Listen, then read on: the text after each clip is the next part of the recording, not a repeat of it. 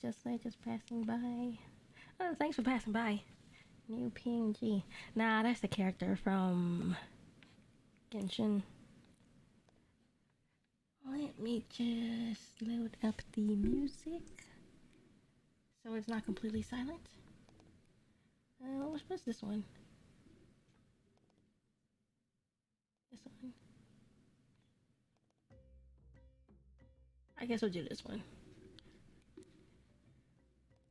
Royalty free, so can't be picky. But yeah, I'm just gonna get started with this one. I was gonna make like a static video, but yeah. And this is like what I sent MiHoYo. I actually got a response again this time. Good luck with the stream. Oh, thanks. While I wait for more to jump in, I am going to get started on this document.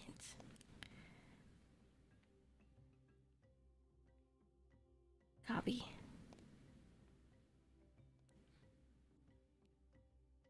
And let's close that out.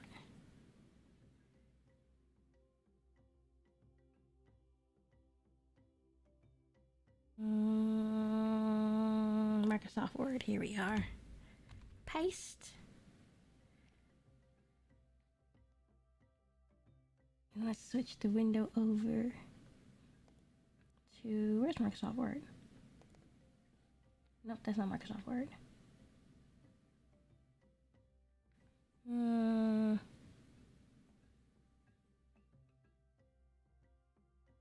Where did I put Microsoft Word?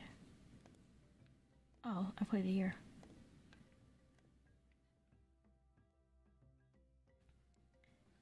Great, got that loaded up. Now let's see, what did I put in this document? Let's make this a little bigger. No. Let's skip over that one. Let's see.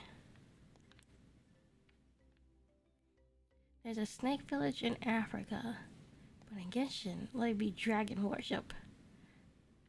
Oh, hi, Gorik. Nothing much. I'm just talking about hopeful African influences in Natlan. Because I know everyone says it's gonna be like Mesoamerican, Latin American, but if you look at the girl's outfit, this girl, that's predominantly African. So what I'm thinking is that, oh, hi, Daniel. Oh, are you new? I don't think I've seen you here before. But one thing I'm hoping is that the African part of Natlan is not gonna be like in the background. Let me resize this window a little bit. I'm just hoping it's more like in the forefront. Like with Mondstadt. How they have like the German culture in the forefront, and then they got like the Norse culture is like kind of like in the back. But this just screams African, and she's even named after an Orisha. So going to the first bullet point on the document. Let's see, the snake worship village. Let's go find this on Google.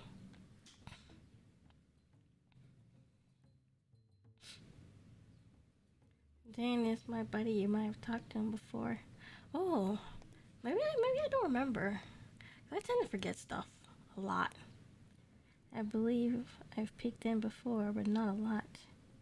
Oh, well, welcome back again. Hopefully this is not too boring. Let's see. Wait, do you have a fear of snakes? Because I'm going to look up this snake village in Africa.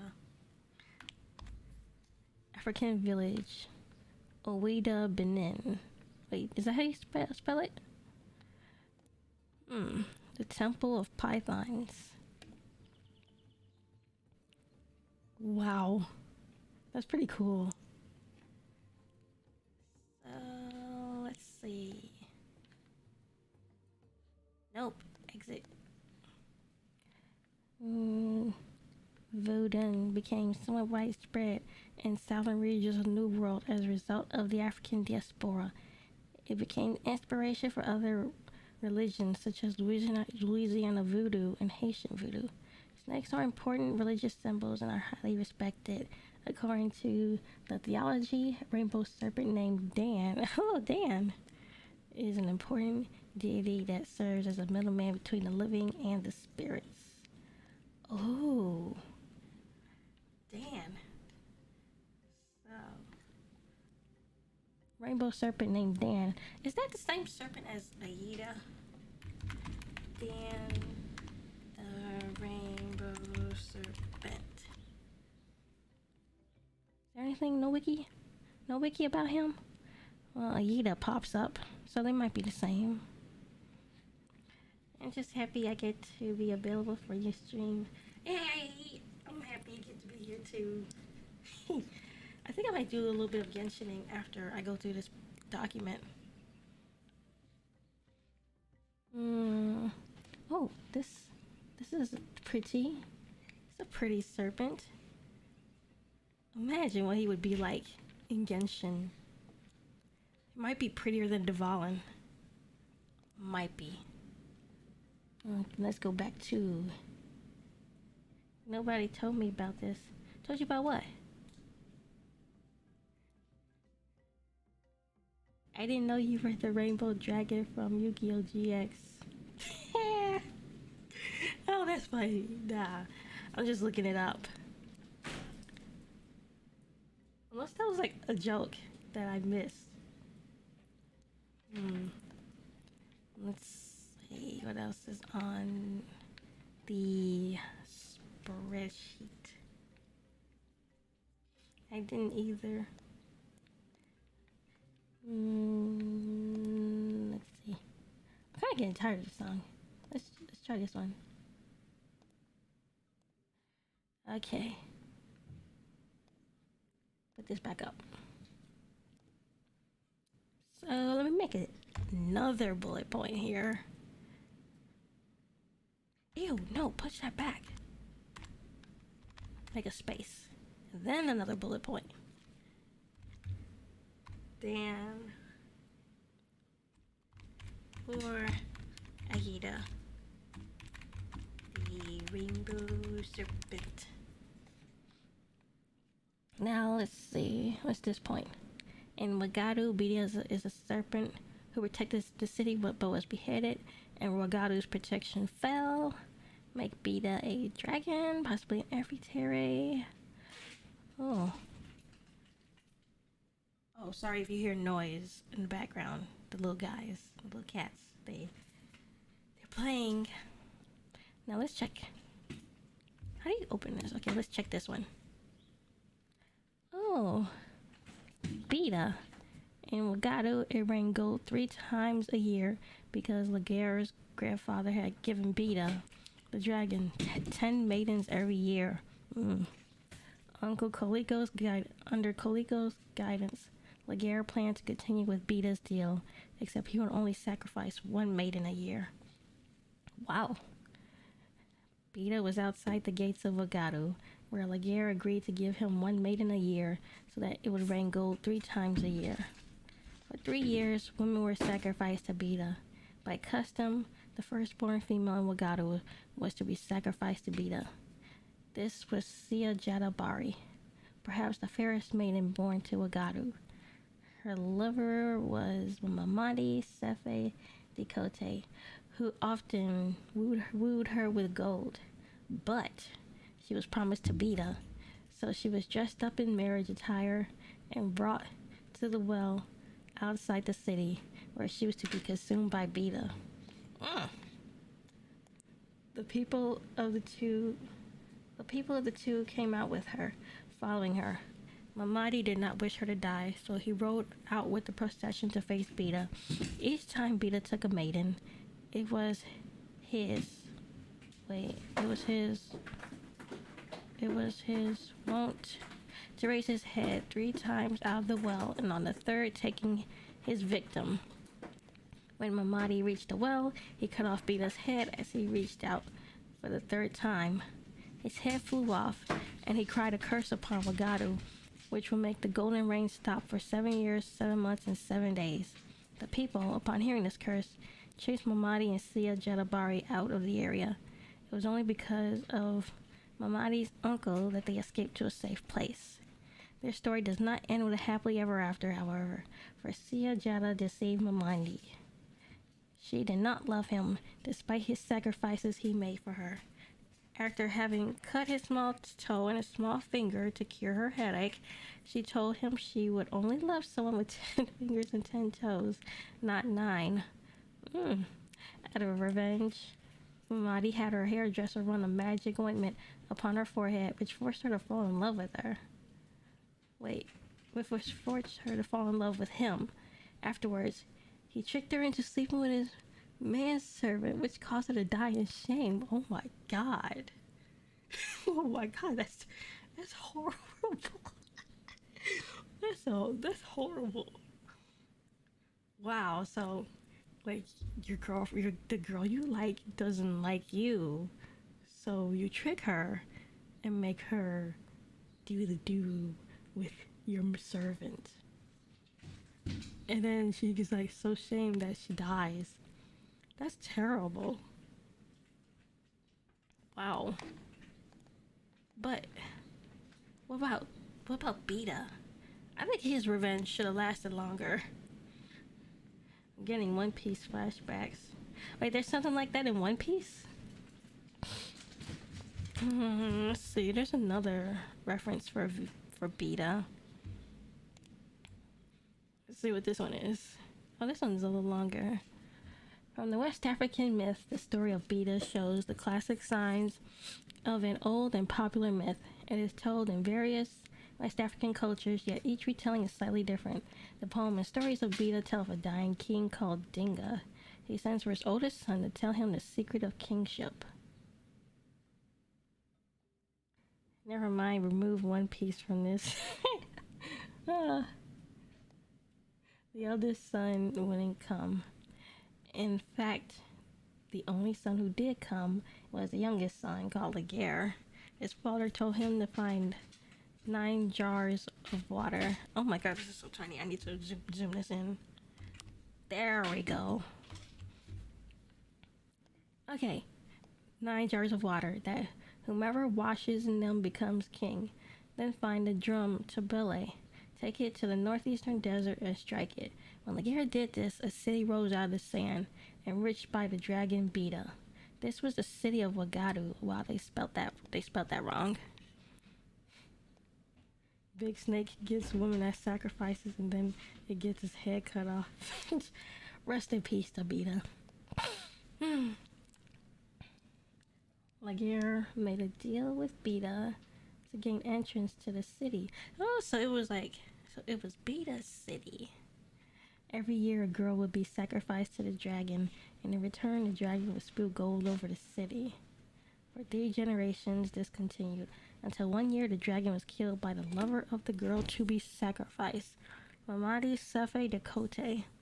And when Bida came out of its lake, Mamadi cut off its head. Bida's head was knocked away and landed on the Gold Coast, which is why gold is plentiful there. What's the Gold Coast? Let's check. Australia. Wait. So his head landed all the way in Australia. Let's see. Gold Coast, Africa.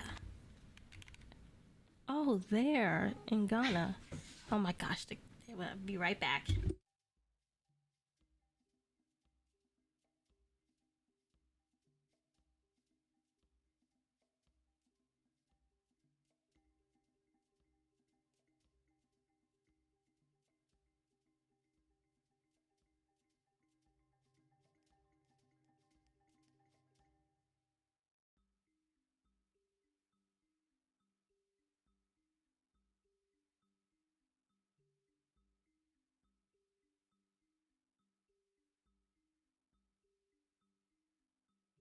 I am back.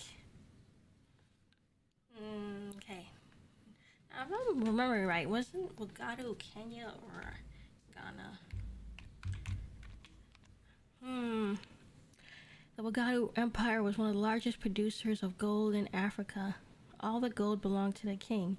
Every golden nugget, weighing between 25 grams and half a kilogram, became the king's property. Ooh. Let's see. The Wagadu Chronicles, African Fantasy MMO. Oh yeah, I heard of this. Imagine how this would look in Genshin though. Let's see, where is it today? Where is Wagadu today? The Ghana Empire, called Wagadu Empire by its rulers, was located in what is now southeastern Mauritania, western Mali, and eastern Senegal. Cool. Okay, let's go back to this other Bida story. In a second retelling of the Bida legend, the Ogado Bida is said to be the story of the fall of the Kingdom of Ghana. In the capital city of the Kingdom of Ghana, there was a sacred grove. A serpent lived in a cave within the grove. This was Owigado Bida, protector of the tribes of the Ghana kings. Through the protection of the kings, the whole kingdom was protected. Every year, a girl would be sacrificed to the serpent. One year, a girl called Sia was selected, and not the singer. Her fiance, Amadou Sefe Dokote, decided to stop this by killing the serpent spirit. Hiding behind a tree, he waited for the serpent to come out of its cave. He attempted to kill the serpent by chopping off its head, but the head simply regrew. Amadou did not give up and kept chopping off the serpent's head only for it to regrow. After 7 times, the serpent finally died. Wow. Rest in peace, Bida, again. Oh, hi, Farsky. Welcome. Let's see. Amadou and Sia escaped the city. Without the spirit to protect Ghana, a drought fell across the kingdom, killing crops and animals. There we go. Now that's a better dragon's revenge. It is said that the people of Ghana became nomads and Ghana was no more. This name can be spelled in several ways, including Ouagadougou Bida and Wagadu Bida. There we go. Now that's a more fitting revenge from a dragon. Can't be messing with them. If they want to eat their ladies, let them. You know, you can make more kids. A third story from Mali. This version of the story of Bida is retold from the Soninke legend, recorded by Leo Frobenius. This song got intense. The Soninke are spread throughout many countries in West Africa. Like Air Sonodinga was... Is this the same one that we read where... Same as the... Yep, the 7 years and 7 days with the gold. Yeah, that's the same as the other one. Kind of sad he got his head chopped off like that. Now, in terms of Genshin, Bida. Oh my god, I'm so sorry for the noise. I don't know how Genshin would do Bida, but I trust MiHoYo to do it right. If they do it. Now, let's see what else is on.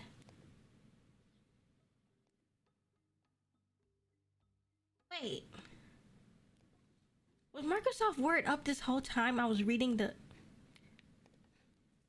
Was Microsoft Word up the whole time I was reading this story? Oh my god, I'll be right back. The kids are starting to fight.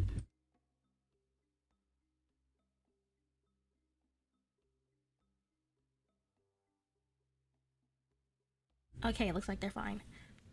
But anyway, I basically read this whole thing and it wasn't even on the screen. Wow, that kind of sucks. I wonder if I could... How do I set this up to switch to the active window?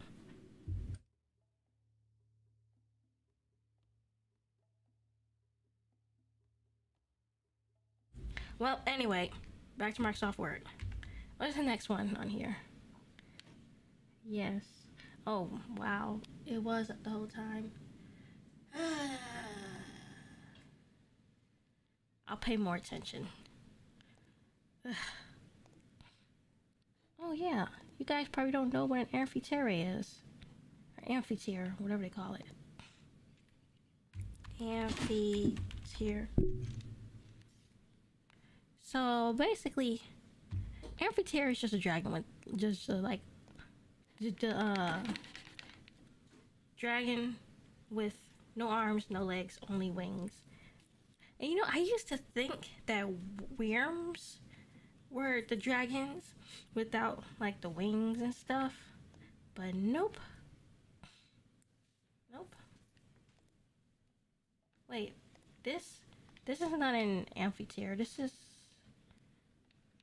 it got legs, so that would be a wyvern ish. Maybe a noodle wyvern. But yeah, this amphitere. Just no arms, no legs, just wings.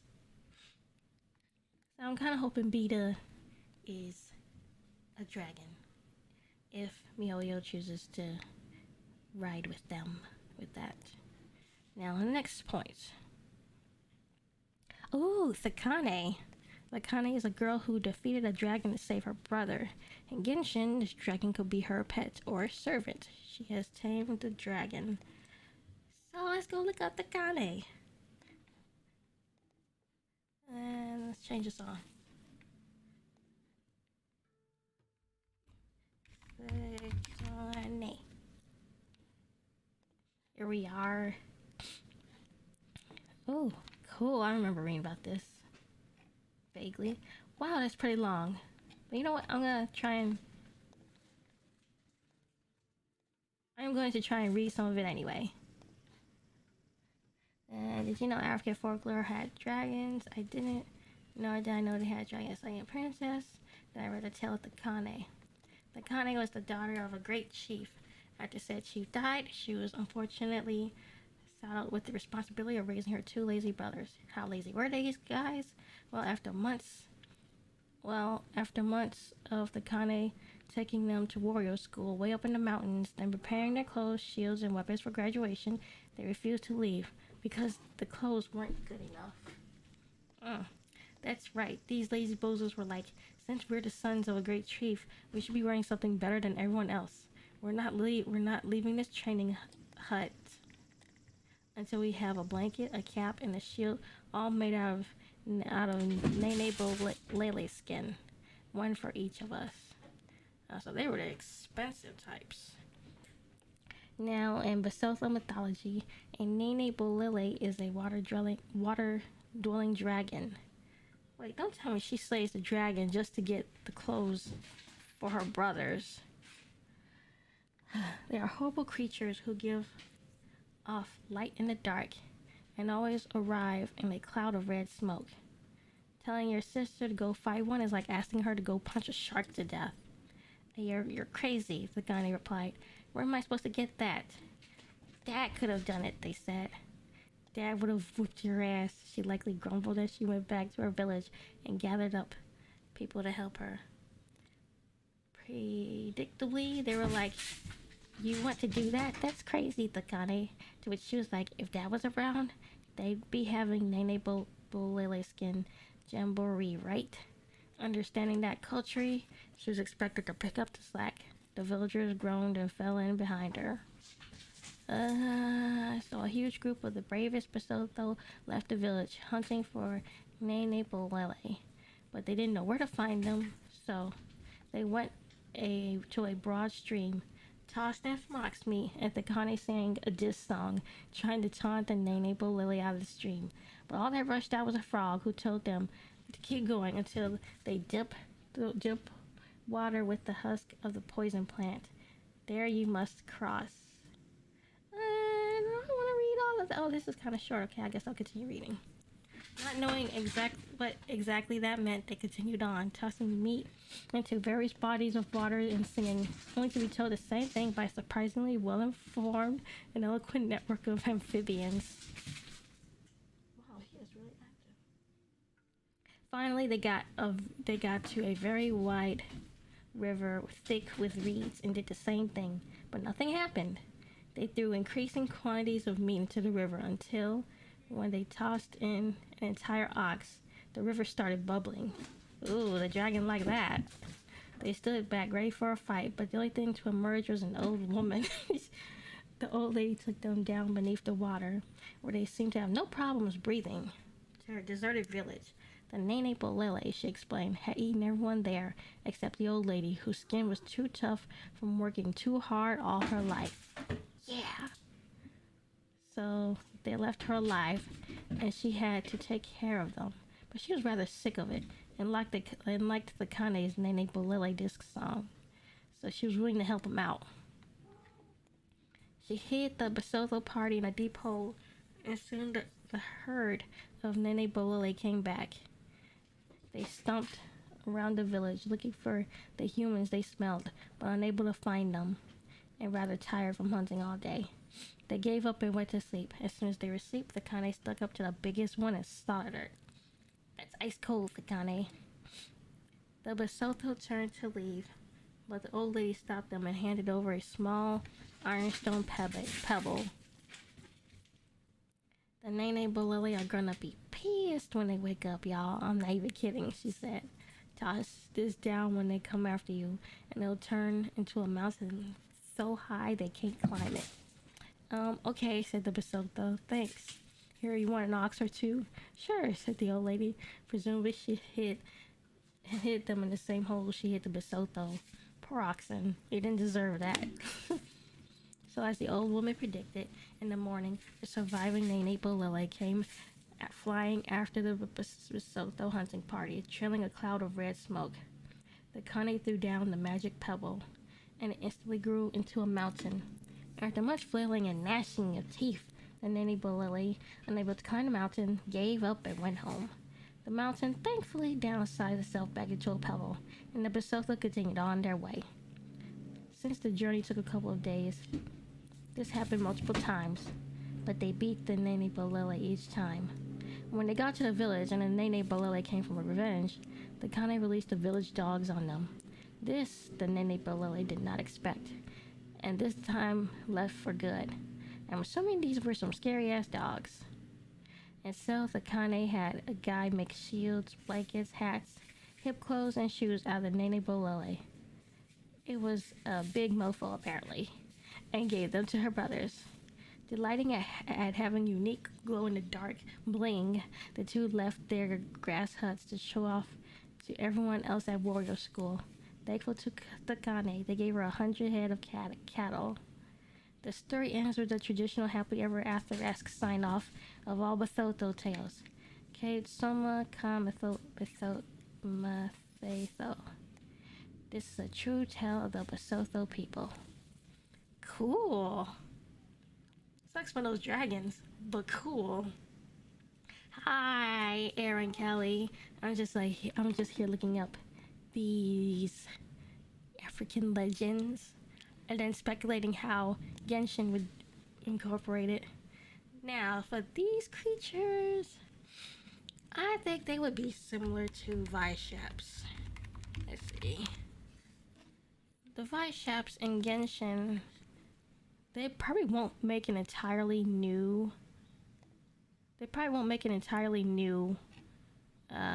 dragon enemy, but I figure if Genshin were to incorporate those dragons, they would be similar to vishaps. And these vishaps are drakes, and technically a vishap is an actual dragon, but I think it was a singular one. Was it? I'm pretty sure, yeah, a dragon is an Armenian dragon. Yeah. So, I'm thinking maybe the Nene Bolele dragons would be similar to vishaps, drakes.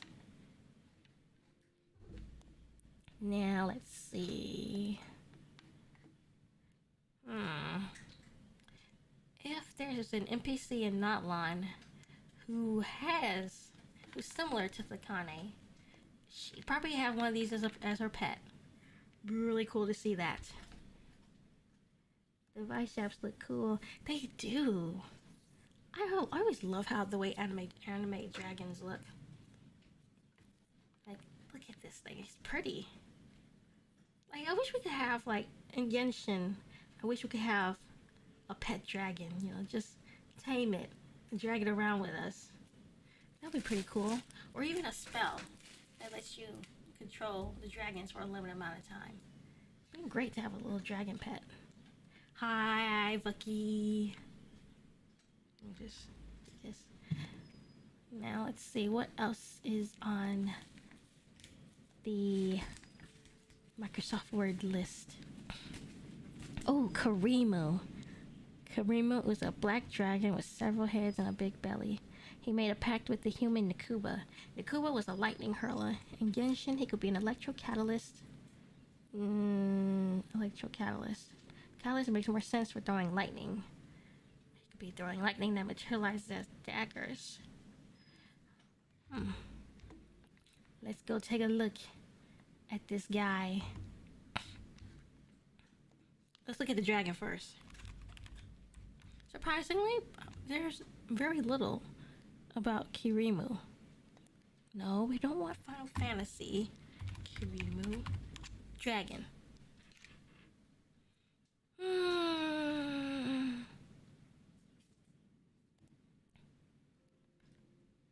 Kirimu, Destiny of Spirits Wiki.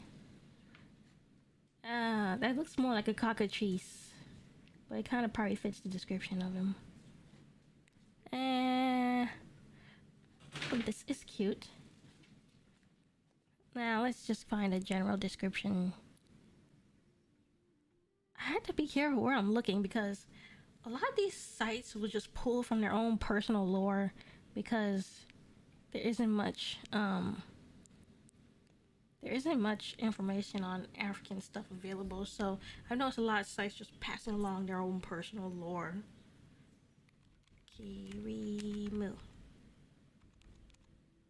Kirimu, the seven-headed serpent and Nkuba's brother.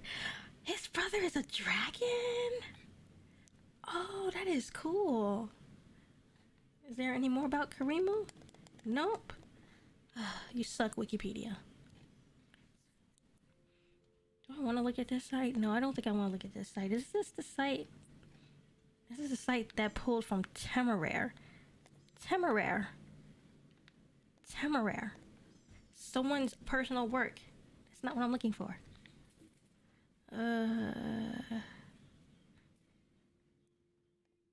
Let's see. Kirimu. Okay, so he's mentioned a lot here, so let's read this part. Many days after his ascension to the throne, Mawendo had a terrible craving to eat some wild pig meat, so he sent the forest people to hunt for a fresh pig. Following the trail of a red-haired pig, they encountered Kirimu, the dragon, master of the deep forest. He appeared to them in horrific form, a huge animal with a black hide, 7 heads, 7 horns, 7 eyes, teeth like a dog, a huge belly, and the tail of an eagle. Nice. Let's smash. Kirimu devoured the forest people, whereupon it fell to Mawendo to save to Bondo from the beast's reign of terror. Mawendo fearlessly met the monster in battle. Then, as Kirimu was about to swallow him whole, Mawendo unleashed his conga and slew the dragon instead. He ain't had to kill him. The people rejoiced at the sight of this plentiful supply of fresh meat, and were even more pleased when, once the dragon was cut open, all those whom he had ever swallowed were released unharmed from his belly. He should have digested them. But it so happened that Nkuba, the lightning hurler, had made a blood pact with Kirimu. When he inhaled the odor of his dead friend carried on the wind, tears came to his eyes. They killed his brother. Oh my gosh. What shall I do with this, Mawendo? Nkuba said to himself. What shall I do with this Mawindo? Nkuba said to himself. If I make him suffer up here among the gods, then perhaps he will learn, and I can return him to earth, to his village again, he mused. If Mawindo had known I had exchanged blood with Kirimu, then he would not have killed my friend. If he had known, yet still killed Kirimu, I could kill Mawindo right here and now without ever returning him to his country. But he is safe because he did not know that dragon was my friend. No, in my opinion, you should get revenge anyway. Like, you cannot let a dragon's death go unanswered. Nkuba descended from a window and said, I have come to take you, my friend. Friend? I wouldn't call him no friend. I want to teach you because I am very displeased with you since you dared to kill the dragon, who was my friend. You must know this time that you have done wrong. Still, Mawindo showed no deference or fear towards Nkuba, though all the people of Tubando were stricken with terror, believing their chief was lost forever. Mawindo sang taunts of his greatness to Nkuba, while the pair climbed slowly up into the air. I have rescued you many times from dangers, Nkuba reminded Mawindo. Still you sing so arrogantly. Do you think that you are now equal to me? Once in the celestial realm, Mawindo experienced cold weather and icy winds. Heck yeah, punish him. And there was no house. They lived as nomads, never settling in one spot. Nkuba seized Mawindo. He climbed with him up to Mabura the Rain. When Rain saw Mawindo, he told him, You, Mawindo, have never accepted being criticized. The news about your toughness, your heroism, we surely have heard the news, but here there is no room for your heroism. Rain fell upon Mawindo 7 and 7 times more. He had hail fall upon him, and he soaked him thoroughly. Mawindo thought to himself, this time I am in trouble in a big way. Yep, shouldn't be killing the dragon. Forgot to ask, how is everyone doing? Oh, I'm doing fine. I only plan to stream for like 1 hour, but I'm already almost at the 1 hour, so I might go a little bit over. I'm just trying to get through this as quickly as I can, because I've been wanting to do another Natlan video, because my previous one sucked.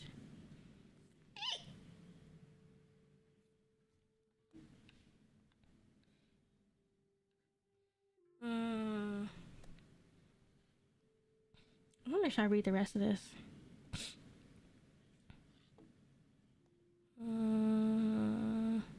Yeah, I'll read the rest. Nkuba then lifted Mawindo up again and had him scramble across to Maweri the Moon's domain. When Moon saw Mawindo, he pointed at him. The news has been given us of your pride, but here in the sky there is no room for your pride.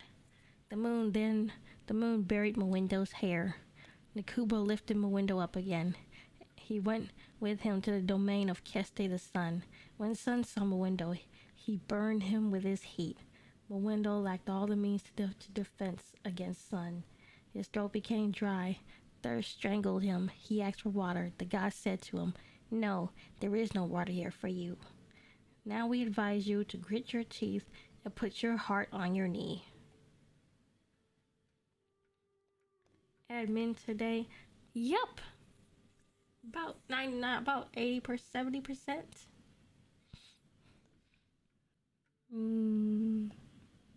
70 or 80%.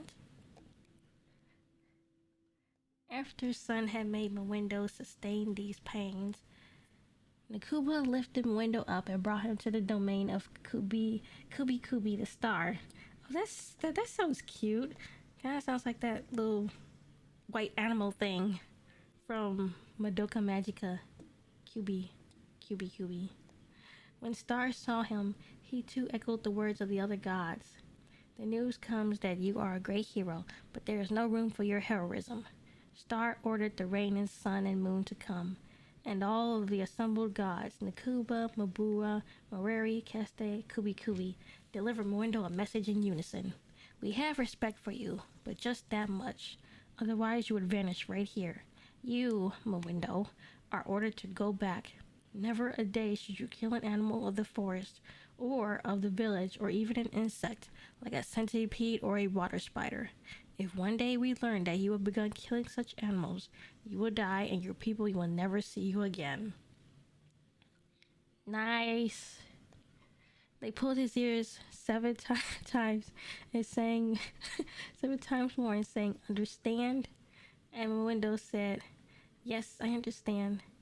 They also admonished him. Nkuba will oversee your behavior and comportment. If you stray from our commands, Nkuba will report to us. And that day, he will seize you instantly, without even a moment to say farewell to your people. Finally, after 1 year of wandering in the abode of the sky, Mowindo was also allowed to return home. He assembled all his people and told them of his ordeal. I, Mowindo, the little one just born, he walked, performer of many wonderful things. I tell you the news from where I have visited in the heavens. When I arrived in the sky, I met with rain and moon and sun and star and lightning. These 5 gods forbade me to kill animals of the forest and of the village, saying that the day I would dare touch a living thing in order to kill it, that day my life fire would be extinguished. Then Nkuba would come to take me without my saying farewell to my people, and my hope of return would be lost forever. He also told them, I have seen in the sky things I cannot divulge. Window then passed good laws for his people, saying, may you grow many foods and many crops. May you live in good houses in a beautiful village. Don't quarrel with one another. Don't pursue another spouse. Don't mock the invalid passing of the village. Accept the chief. Fear him. May he also fear you. May you agree with one another, harboring no enmity or hate. May you bring forth tall and short children. In doing so, you will bring them forth for the chief. Mowindo's fame grew and stretched widely. It spread to other countries for which people came to pay their allegiances to him. And among children, none was thought bad, whether males or females, whether able or disabled. They were not rejected, for Mowindo realized there was nothing bad in what God has given to humankind. Huh. That's an interesting story. I'm actually glad I read that. Still feel bad for the dragon. Sounds like a Kirby character. I will confess I've never played a Kirby game. I've only played a demo. I should really play some. Let me revise this part of the document about Kirimu.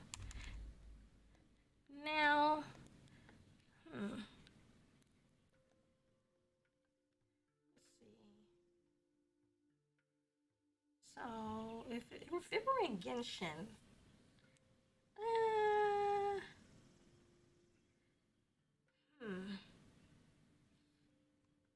let's see. Kirimu will definitely be Nkuba's friend. Yes, that's a given. But let's see. What was that chief's name? Mowindo. So if Mowindo were in Genshin, sounds like he would be a polearm user. No.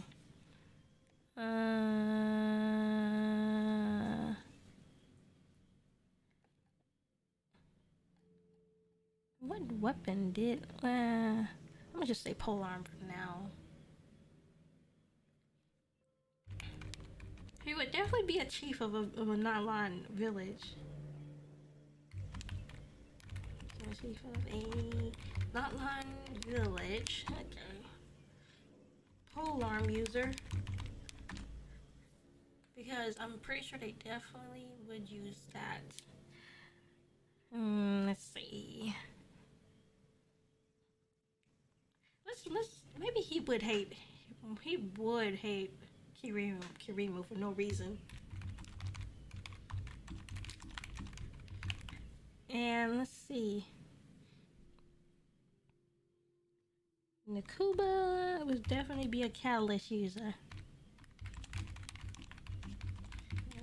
Catalyst user.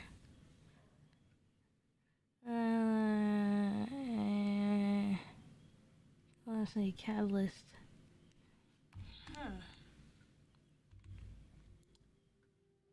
Oh, let's see.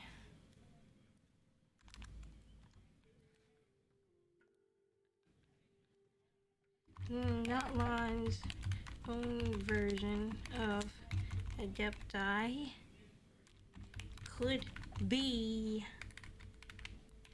the gods from the window epic. So Nkuba would be a catalyst user and Adepti.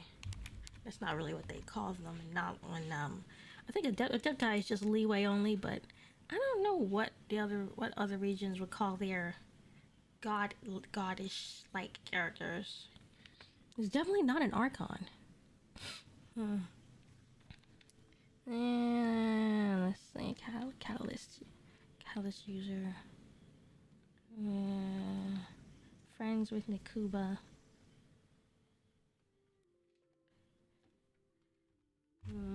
The window would probably ask Traveler to help him slay Kirimu. But would the dragon die though? Okay,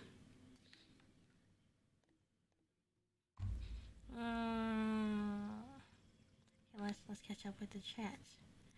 Let's see, sounds like a Kirby character, neither have I. I only know about Kirby Meta, Niched, and DDD. Isn't that the penguin guy? The giant penguin guy. He wears like a robe.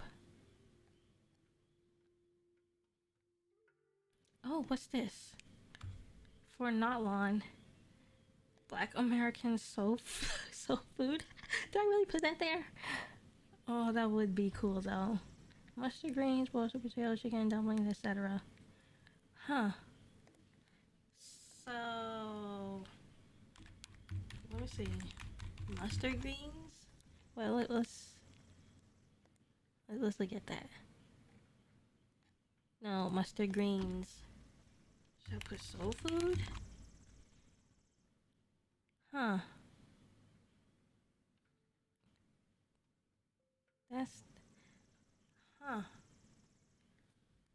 Yeah, that would make I wonder if that would make an interesting Genshin recipe. Let's see what other soul food is there.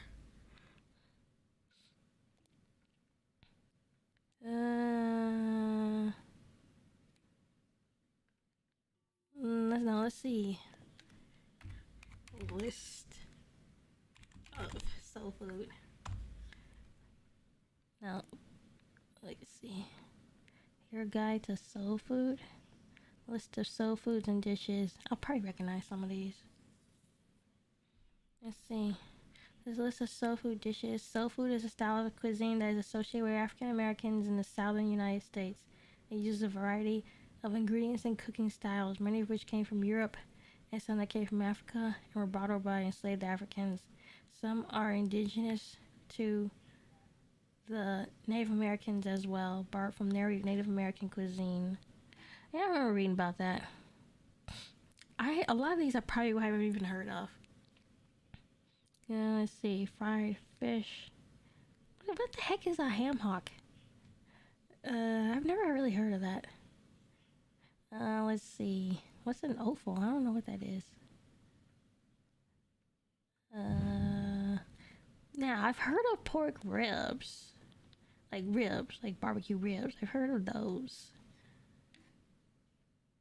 Huh, let me put that to the list.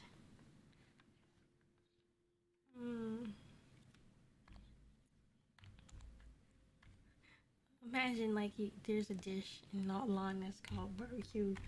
Wait, what would they even call it? Would they even call it ribs? And let's see. Now, black-eyed peas. I heard of those. Yeah, I don't like those too much. Collard greens. Those are okay. mustard greens. Now those are good if you know if you know someone who knows how to make them.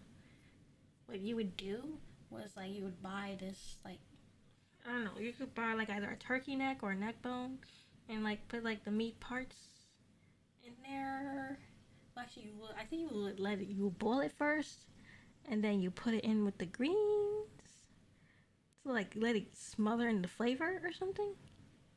I don't know.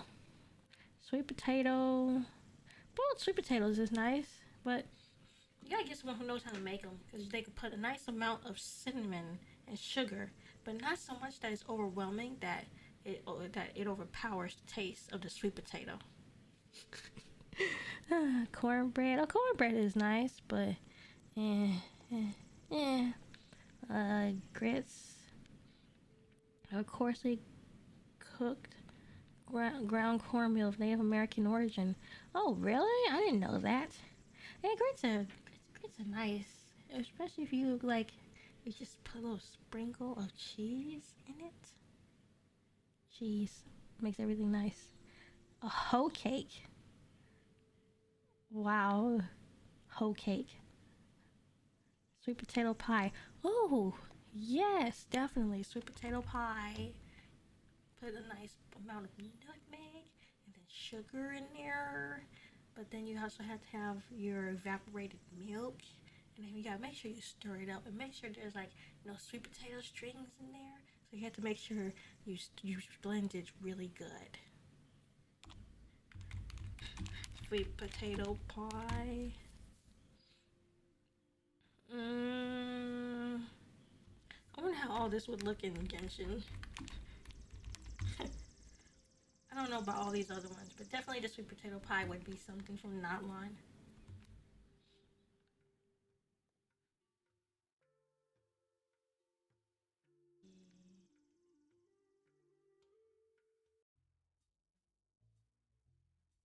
What else was on the list? Are there any dragon specific foods in Genshin? Nah. I don't think so. Because dragons aren't really in abundance in Genshin, or people aren't actively hunting them. I think there is their adventurers guild, but I don't remember if they actually hunt the vishaps that hang around Leeway.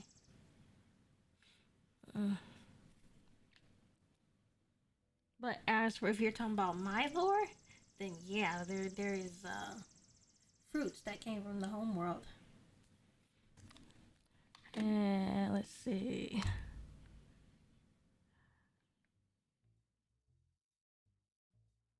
What is this? Kaeya's one of Kaeya's parents be from this region. Now I wasn't really gonna talk about this, but I don't know if I'll talk about this part. I know for your story.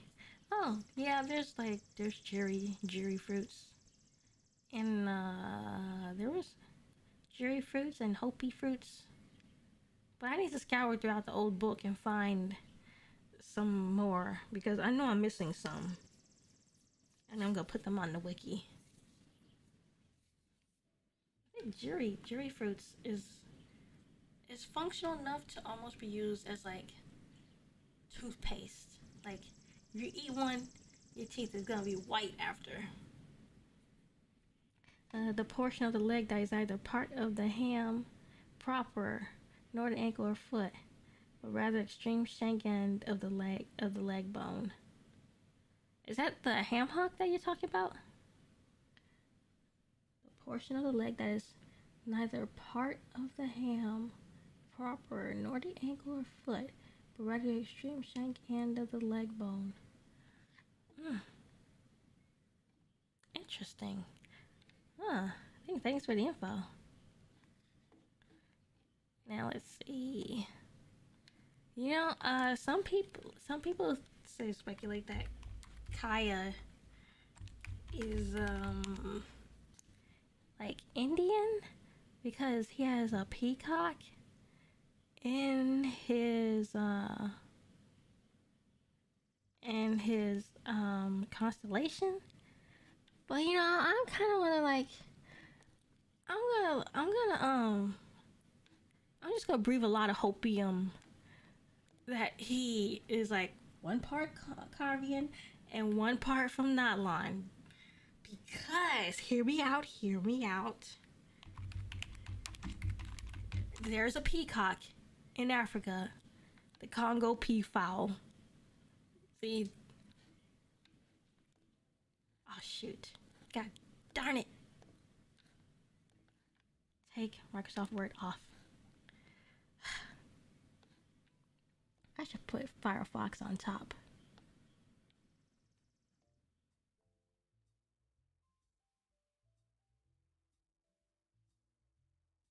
Let me put it on top. There we go. So, anyway. Like, let's see. So his constellation, let's see. His constellation is like a peacock.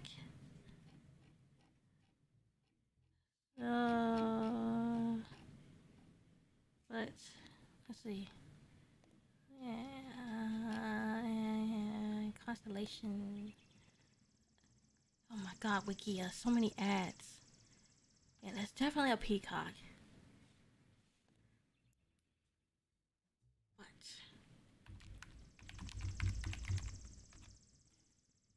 there's a peacock in the Congo. So, and you know, Natlan has got some African influences. So,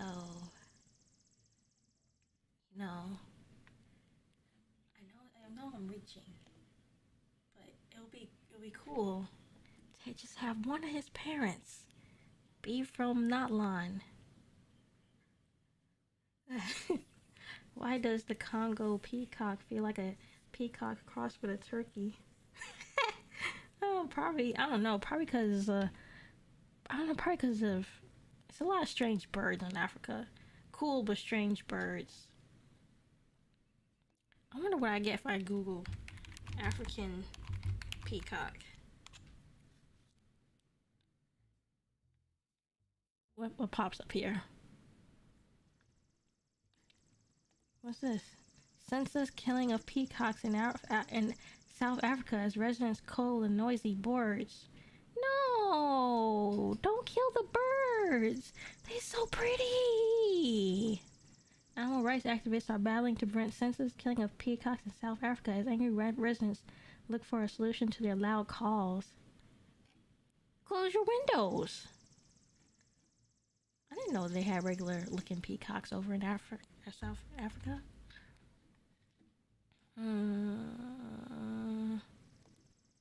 It's this one. Nope, that's probably just. Wait a second.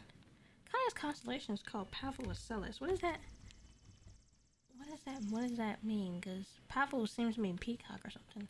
Peacock's eye. Okay, so it's nothing. It's no specific species then. Let's see. Let's read a little more about the Congo peafowl. And also known as African peafowl or Mabulu by the Bakongo, is a species of peafowl native to the Congo Basin. It is one of 3 peafowl species and the only member of the subfamily Pavoninae native to Africa. Just 3? It is listed as vulnerable on the IUCN Red List. Oh, poor bird. Dr. Chapin noticed that the native Congolese headdress contained long reddish-brown feathers that he could not identify with any previously known species of bird. Later, Chapin visited the Royal Museum of Central Africa and saw 2 stuffed specimens of similar feathers labeled as the Indian peacock, which he later discovered to be the Congo peafowl, a completely different species. In 1955, Chapin managed to find 7 specimens of the species. The Congo peafowl has physical characteristics of both the peafowl and the Gede fowl, which may indicate the species of the link between the 2 families. Oh, so that's probably why it looks like a turkey to you. Because it's Probably a cross between this one. Cool. These are they're pretty. They kind of do look like turkeys. Oh, look at his little mohawk. Oh. Yeah. Back to Microsoft Word.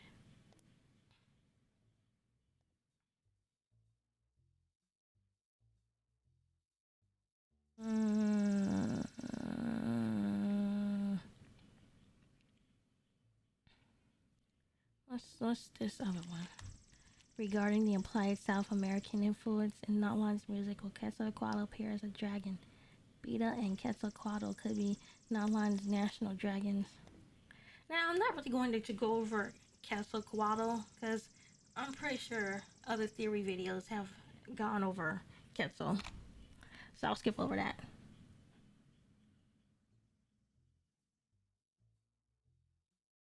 What's this? Latin American and Haiti both celebrate Day of the Dead. Fete Gede.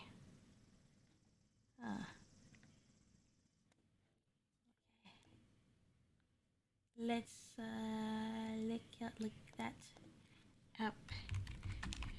Fete Gede. 10 things we learned about Fete Gede, Haitian Day of the Dead. Is there a wiki for it? Of course there's no wiki for this.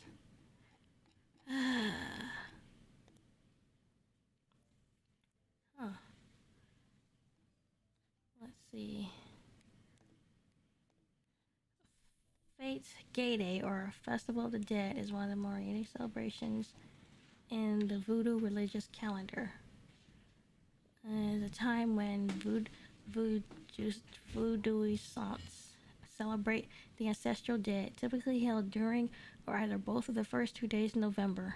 Known as the Festival of Ancestors, Fete Gede, Festival, the Sacred Dead, is a voodoo equivalent of Mardi Gras, the Mexican Day of the Dead, and Halloween all in one.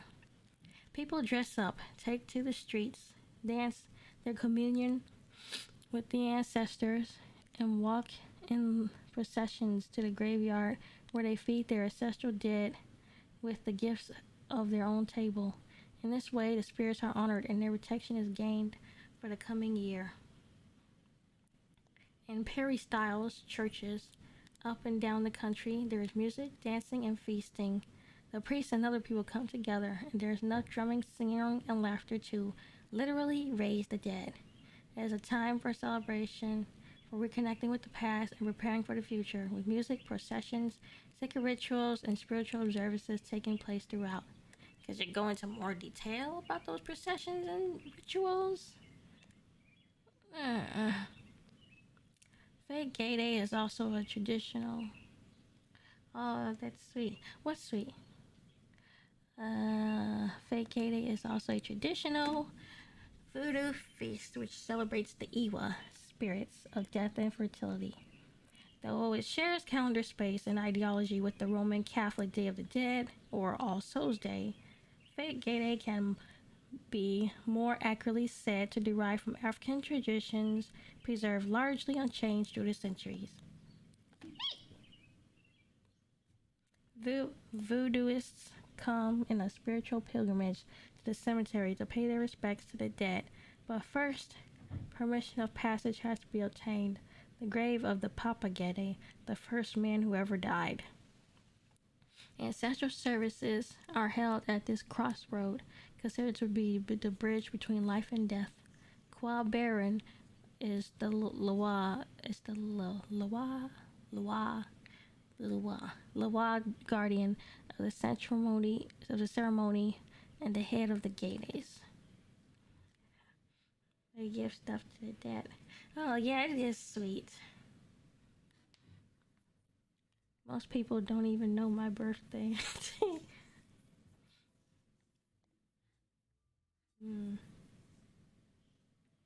I'll send you blessings for your birthday. Blessings from the dragon gods.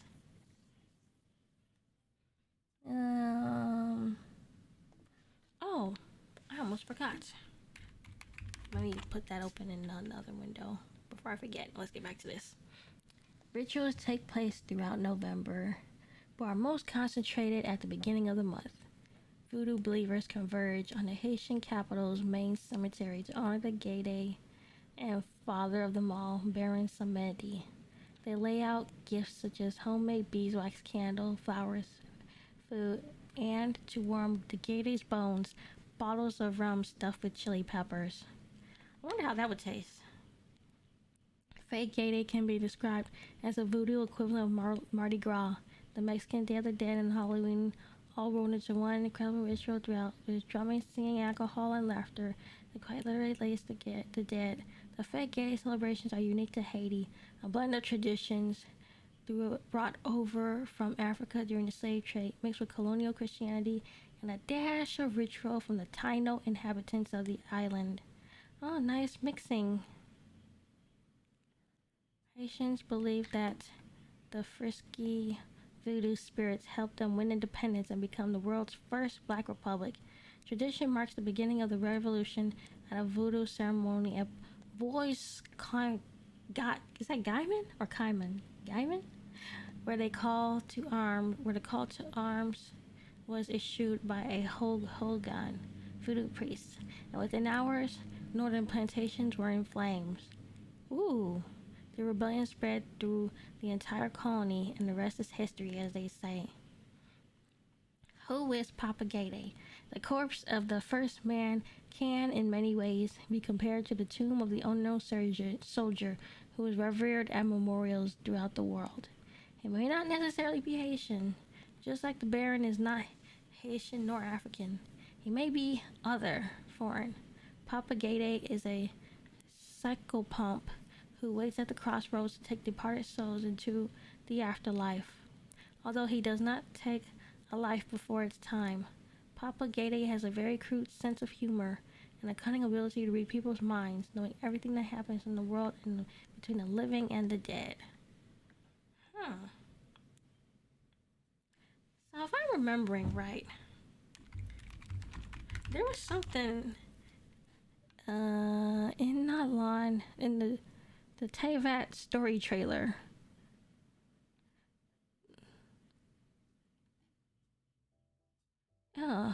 The rules of war are woven in the womb. The victors shall burn bright, while the losers must turn to ash. When the god of war shares this secret with the traveler, it is because she has her reasons. Oh, so no, the idea I was thinking of not gonna work there. Never mind. In Haiti, the Gede are family of the Loa that embody the powers of death and fertility.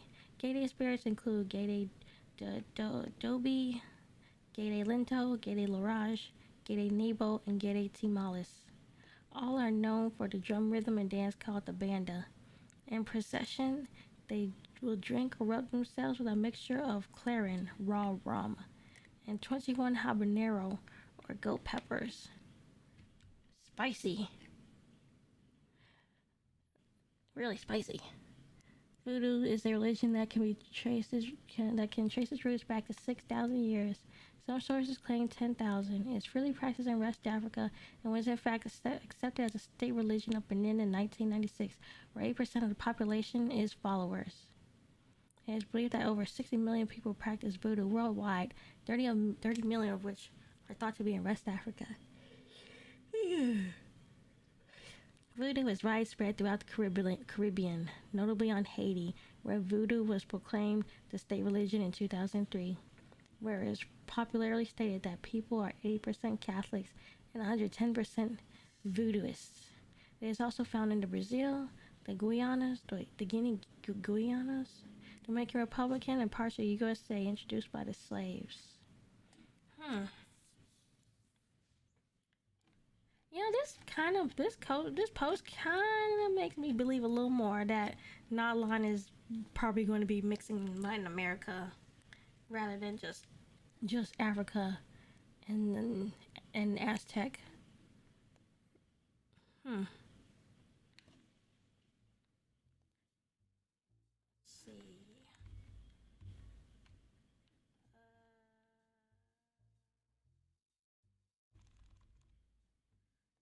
Put a bullet point here. Now this could be a limited time event, like the lantern, right?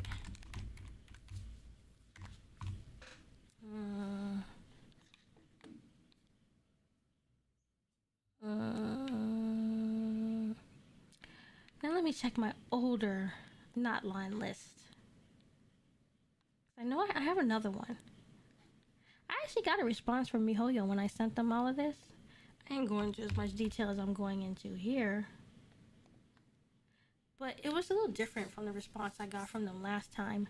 This one seemed a little more general. And as they said, they passed it on to the team. Last response I got from my first Natlan suggestions post was, it was a little more personalized. Let's see, this one modified 11/30/2021. This one modified 10/23/21. Well, let's use the most recent.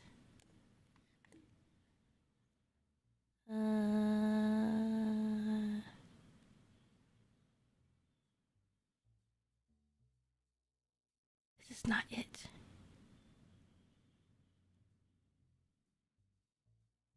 Oh. Okay. We have to do bullet points from the old list.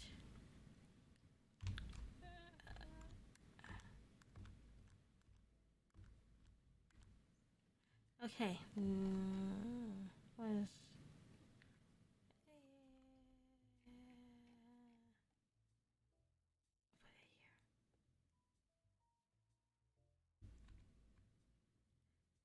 Mansa Musa. He was the richest guy in the world. Let's look up this guy real quick. I'm gonna make this as quick as I can because I'm already going over my hour limit. Okay. Mansa Musa. The super rich guy. He had like a ton of gold. Okay, this is Mansa Musa was the 9th Mansa of the Mali Empire, which reached its territorial peak during his reign. Mansa is known for his wealth and gift-giving, and has sometimes been called one of the wealthiest people in history, though this claim is difficult to evaluate. At the time of Mansa's ascension to the throne, Mali, in large part, was considered territory of the former Ghana Empire. Wagadu? Oh, Wagadu, which Mali had conquered. The Mali Empire consisted of land that was now part of Guinea, Senegal, Mauritania, the Gambia, and the modern state of Mali. So this guy was just super rich. Really cool if they had a character like that in Genshin. Doesn't have to be playable. He could be like the Ningguang of... let's see. Let's put a bullet point. He could be the Ningguang of Natlan. You know, Ningguang is like supposed to be like a super rich business lady. So he could be like the super rich business guy. Now let's see. I thought it was the Songhai Empire that he was part of. Okay, here we are. The Songhai Empire was the state that dominated the Western Sahel / Sudan in the 15th century, 16th century. At its peak, it was one of the largest states in African history. The state is known by its historiographical name, derived from its leading ethnic group, a ruling elite, the Songhai. Oh, cool. Songhai established the Gao as the capital of the empire, although a Songhai state had existed in around the Gao since the 11th century.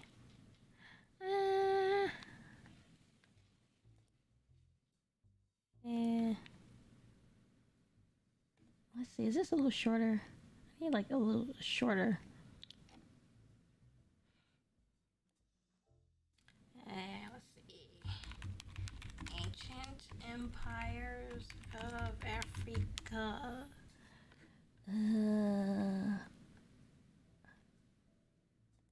Here we are, African empires. We're skipping the north. And let's see. Now, Genshin could probably draw from some of these. So in West Africa, we got the Kingdom of Dagbon, which was formed by the Red Hunter Tohazi in the 11th century.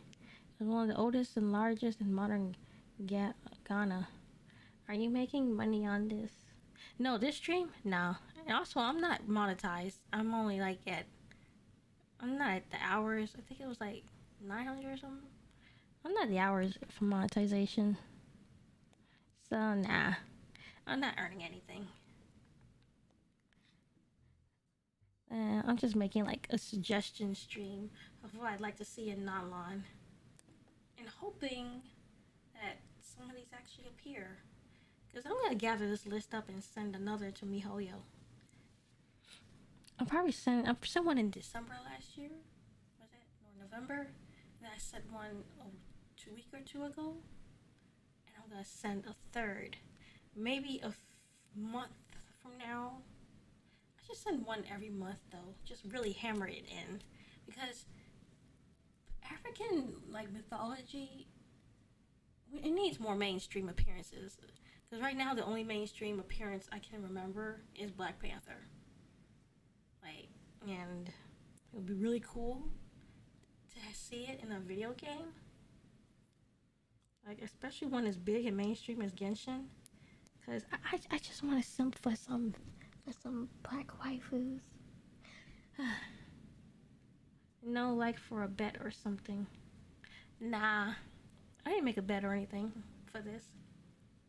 I'm just doing this because I want to make sure MiHoYo or hoyoverse. I just want to make sure they at least know of all this stuff. Because I don't know what kind of research they do. They seem to do pretty deep research.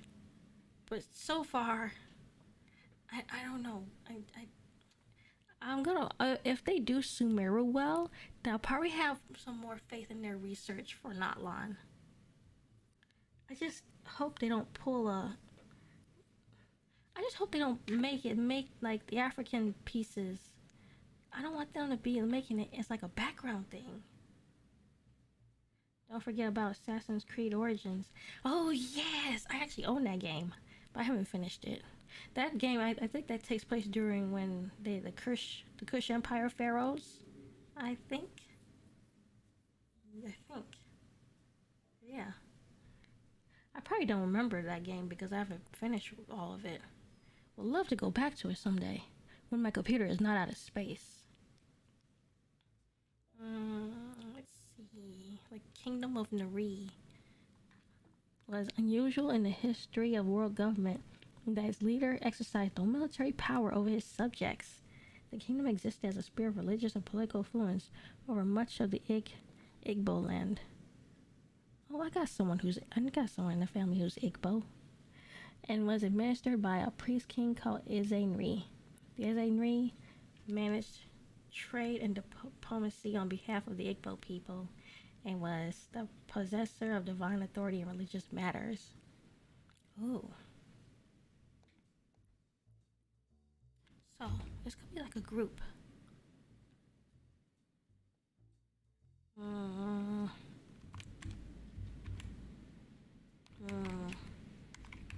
Kingdom of Nri.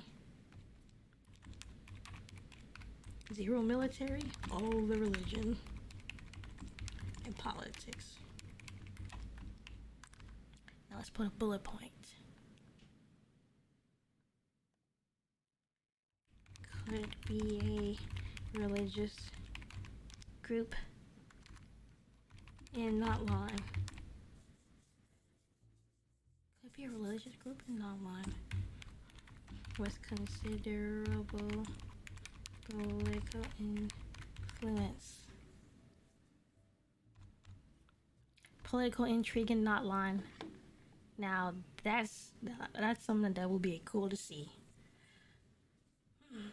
Political intrigue is fun when it's in anime. I don't know why. The Oyo Empire was the West African Empire that is today Western Nigeria. They were ruled by the Yoruba Yoruba in the 15th century and grew to become the largest West African states. Benin Empire. Oh, I got my mom got some ancestry from there. A pre-colonial African empire in modern Nigeria. The empire stretched to present-day Ghana, ruled by Sky Kings. In the first dynasty, by Obas in the second dynasty, it became the first kingdom to come into contact with Europeans. Oh, rest in pieces. Yeah, sad. Kabu Empire, Mandinka Empire of Senegambia, centered on modern northeastern Guinea. Rose to prominence thanks to its origins as a former province of the Mali Empire, and then they became independent. Afro Confederacy, what is that? The trading union, established by the Igbo and the Arab people.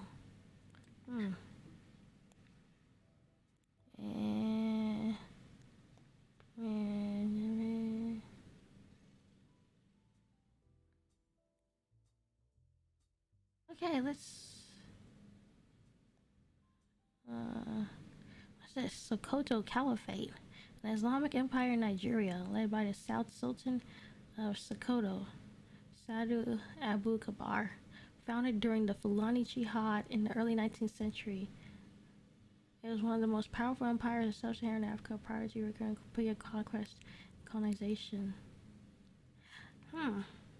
You know what I thought would be interesting, but I know they probably won't do it because it's already like got two cultures already. But Sumeru, if they throw in like, you know how in real life Africa is like a mixture of all these different things, and like and like Islam has like spread throughout. It'd be really cool if in Sumeru. How do I explain this without sounding cringe? Never mind. Let's just go to the next one. The Congo Kingdom was a quasi-imperial state evident by a number of people and kingdoms that it paid it tribute. If not for the large amount of text written by S.C. Congo that repeatedly called themselves a kingdom, they would be listed as the Congo Empire. The Luba Empire rose in the marshy grasslands of the Mpemba Depression. Ooh. That is now Southern Democratic Republic of Congo. And let's see, Central African Empire was a short-lived. Oh, that's recent though. Southern Africa, Zulu Kingdom. Oh wow, this is a lot. A lot of stuff. A lot of stuff. Okay, let's move on to the Orisha. Because Iansan herself is an Orisha. Let's see. Her name's Iansan.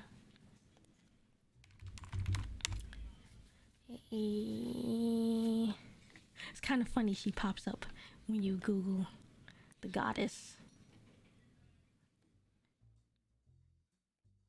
Let's see. Iansan God.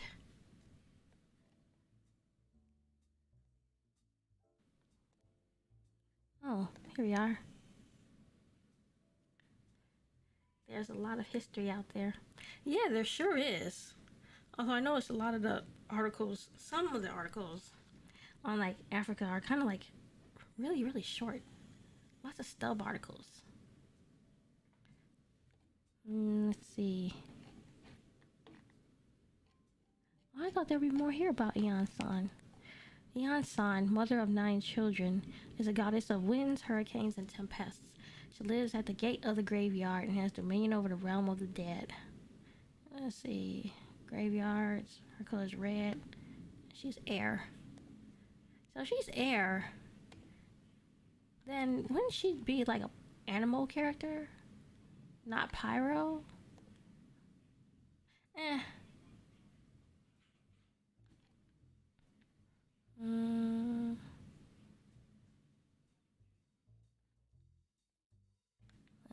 see. I've just seen a lot of Genshin stuff when I look up Iansan. What is this? Someone made a post about Natlan? Oh, wait, I think. Yeah, I'm gonna skip over that. Let's see, Iansan goddess. Let's see, what is this? Goddess of winds and strength.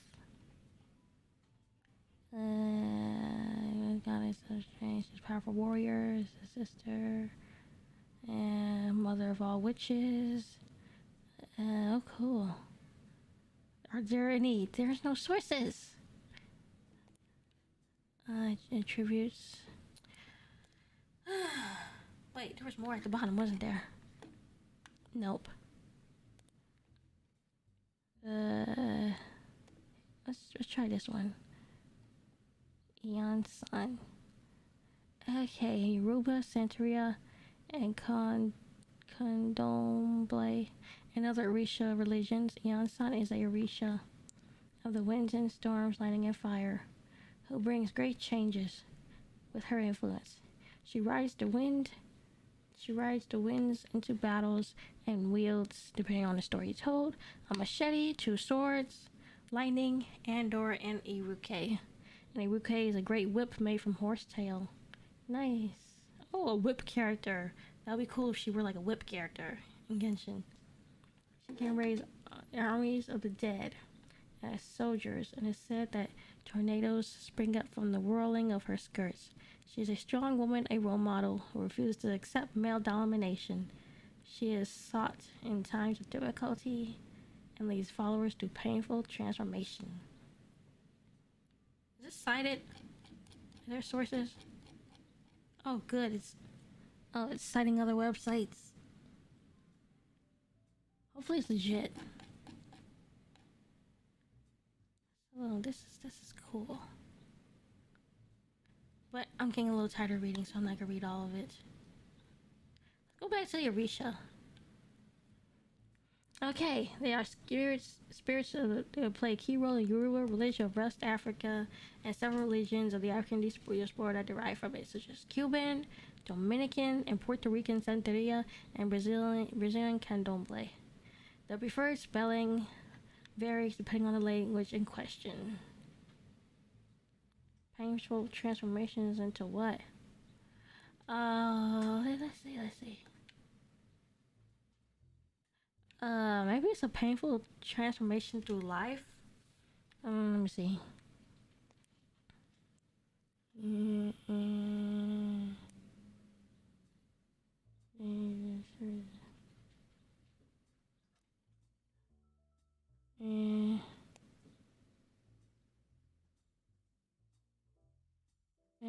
Oh, Chango. I remember hearing about that one.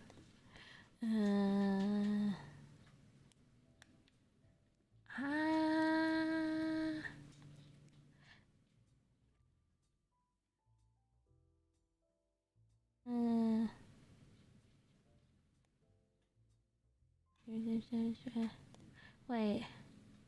Allow her to spark with her lightning that transformative change and fan it with the winds that are clearly made as you wish to be.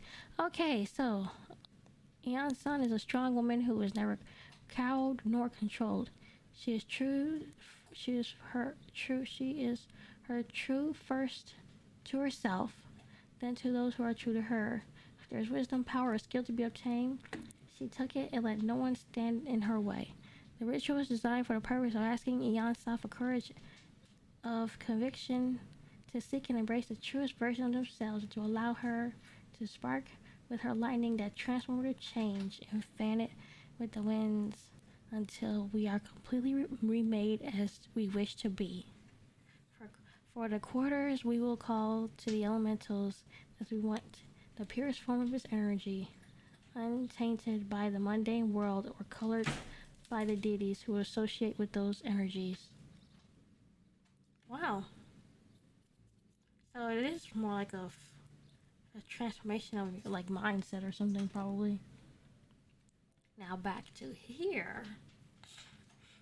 The Orisha, according to the teachings of these religions, the Orisha are spirits sent by the Supreme Creator, Olodumare, to assist humanity and teach them to be successful on Earth.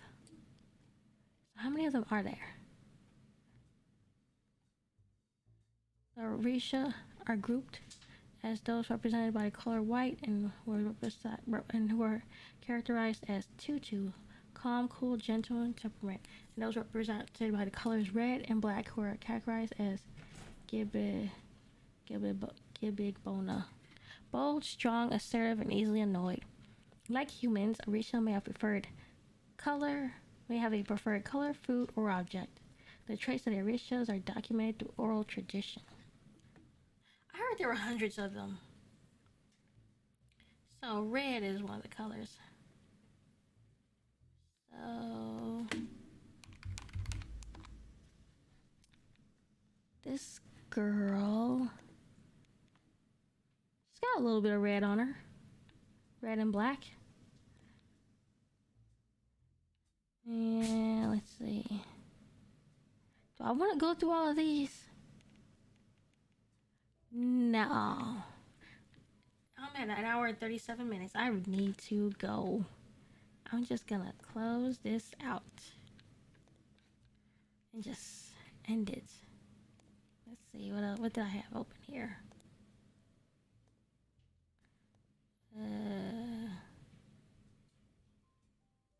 Oh, I should bring up my other. Let me just hide this for a second. Go through my email.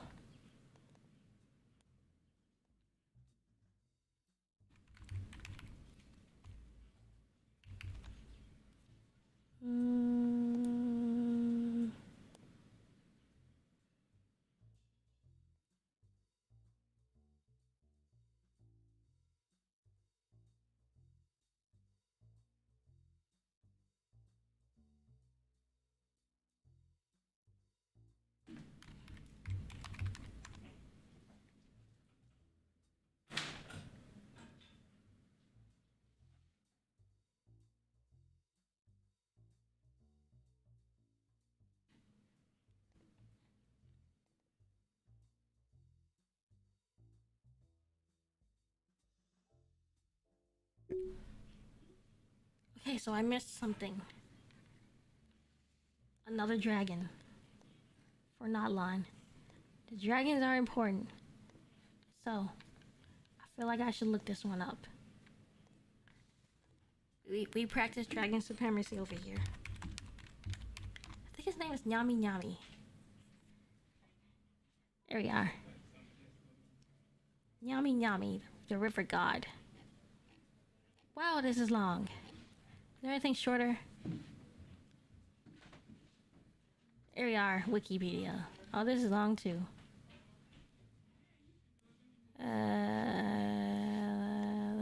Let's just read this one. Wrapping up. I was gonna wrap it up, but I went through my older Genshin list that I completely forgot about. Oh yeah. Nyami Nyami.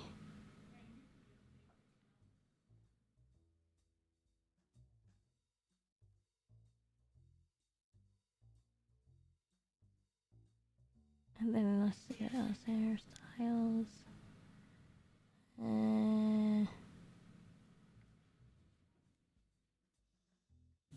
Okay. African mythology of the local Tonga tribe of Zambezi states that Nyami Nyami, the river god, who lives in Lake Kariba, is believed to be a serpent-like creature. He is said to be about 3 meters wide, but nobody dares to guess at his length. Legend has it that water stains red when he swims past. Chief Sampa Karuma saw him on 2 occasions many years ago, but the river god has been hiding since the white men arrived in the country. According to African mythology, he lived under a large rock close to the present-day Kariba dam wall. No tribesman would venture near it. Those few who did were sucked down with their canoes into the whirlpools and never seen again. They called the rock Kariwa the Trap, hence the name of the lake Kariba. The rising water out of Lake Kariba covered the rock Kariwa, and it now lies 30 meters below the surface, annoying Nyami Nyami. The Tonga people also believe that Nyami Nyami is married to that. The building of the Kirimu Dam wall would separate him from his wife. This angered him greatly, and the river god threatened the peace of the valley. Oh, another water creature with a wifey. Nice. Story dwellers had mocked the stories of Nyami Nyami, the river god, but by 1958, the laughter had turned into a chill apprehension, especially for those working on the project of building the Kirimu Dam wall. Survey work on the proposed dam began in the 1940s. On the night of February 15, 1950, a cyclone from the Indian Ocean swept up the valley. Such a thing had never been heard of in this landlocked, stable land. 15 inches of rain, driven by a hurricane, fell in a few hours. Oh, they made the dragon angry. The rivers rose 7 meters that night. A number of villages were swept away. When the rescue teams finally managed to reach the area 3 days later, the putrefying bodies of antelope and other animals that were seen hanging from the tops of trees. The survey team had perished in a landslide. Hydrate, Rin. Oh, you can hear the cracks in my voice. Okay, I will go hydrate.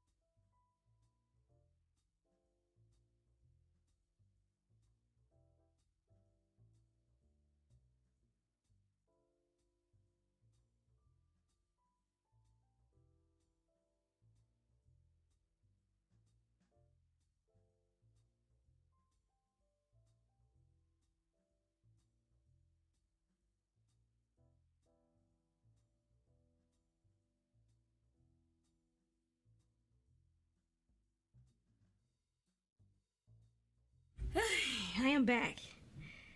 I just had to help move stuff.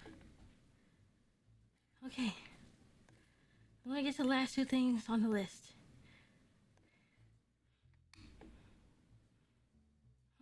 So we got the Snake Village. Oh.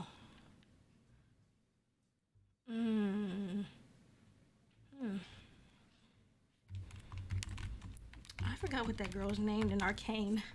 What was her name?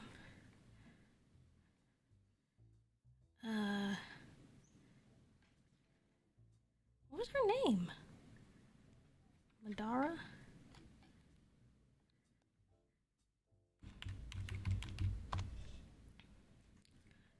Oh, yeah. Oh, Medarda.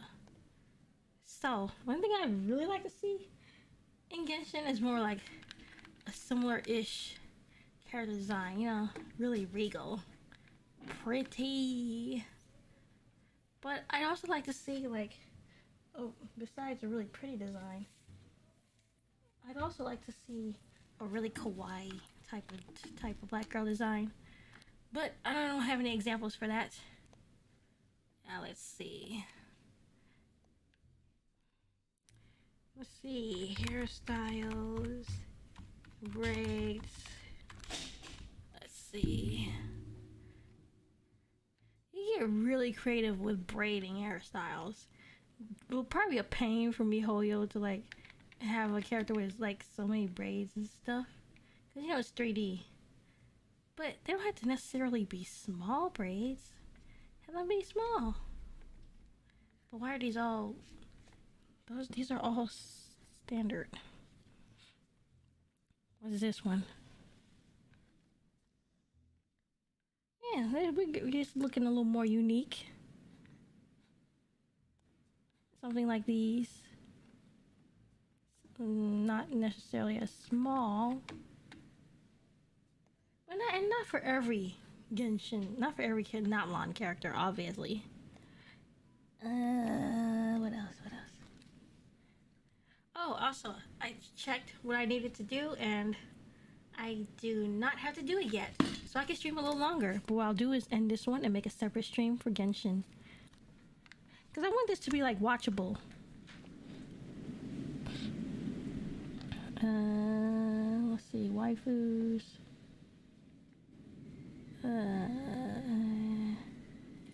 Himbos. Dainty guys. Well, we've already covered Thakane. And we just covered Nyami Nyami. We covered Mansa Musa.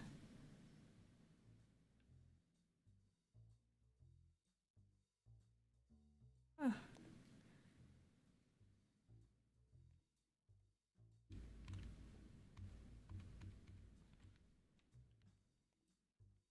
Now let me go find... Let me just hide this. Let me go find the original email I sent to MiHoYo, because I don't seem to have a copy of that. I thought I had a copy. Sign in.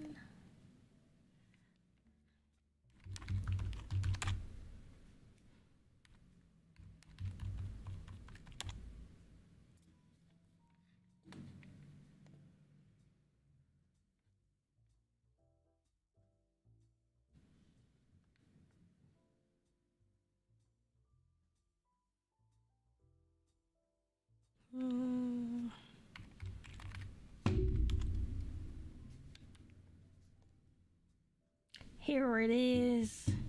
My original first Natlan email. Let's copy all of this.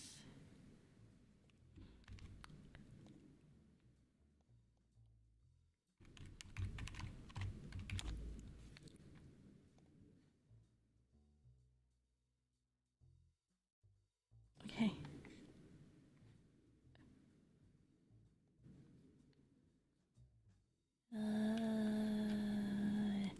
New tab. New Word pad document. Paste.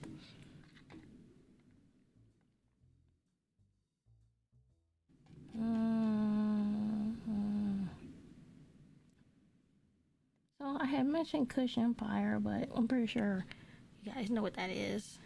Actually, let me do a quick Google search of the Kush Empire. The Kingdoms of Kush. Yay! The legendary Kingdom of Kush, with its capitals in what is now northern Sudan, helped define the political and cultural landscape of northeastern Africa for more than 1,000 years. What was the Kingdom of Kush?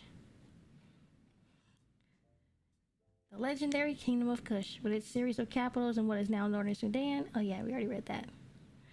Kush was part of Nubia, loosely described as the region between the cataracts of the Nile. The cataracts of the Nile are a series of 6 white water rapids that have been used as key waypoints for thousands of years. The first cataract roughly corresponds to the modern area of Aswan, Egypt, while the sixth lies more than 1,100 kilometers, or 720 miles, south, north of Khartoum, Sudan. Ancient Nubian cultures were sophisticated and cosmopolitan, as the region served as a major trading center for goods from the African interior, Arabian desert, and the Mediterranean basin. From sub-Saharan Africa, Nubian communities traded gold, ivory, ebony, and animal pelts. Sometimes merchants traded the animals themselves. African animals such as monkeys, elephants, antelopes, and giraffes were exported to private zoos across the Mediterranean and the Near East. From Arabia, Egypt, the Maghreb, and the Mediterranean basin, Nubians imported products such as olive oil, incense, timber, mostly acacia, cedar, and bronze. The hazardous cataracts of the Nile made sailing long distances along the Nile nearly impossible.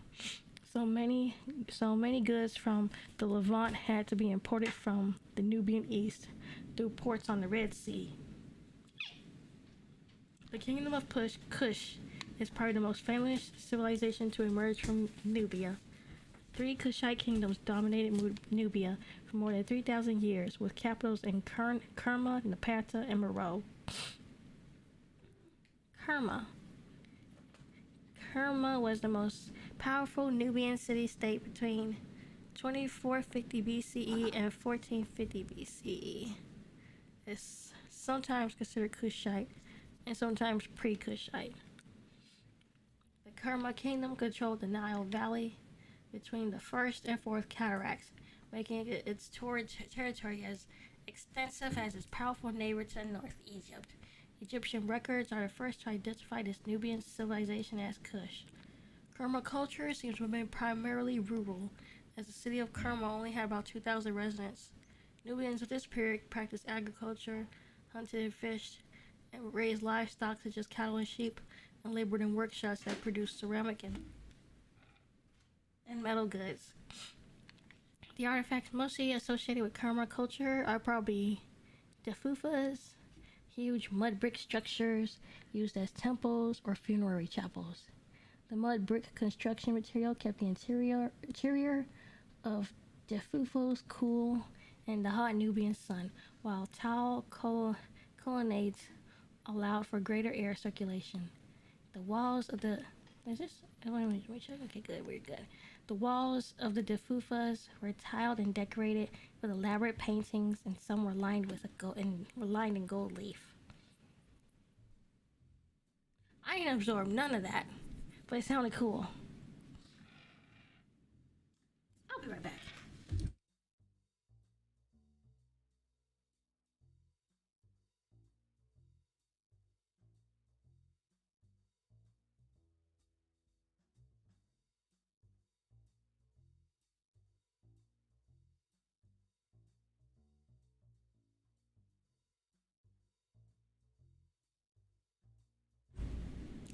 Okay, Napata and the 25th dynasty. The powerful Egyptian military conquered Kush during the period of time known as the New Kingdom.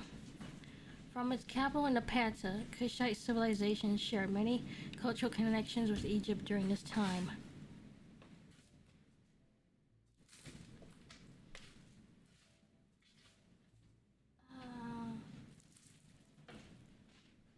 I'll be back. Hopefully for the last time.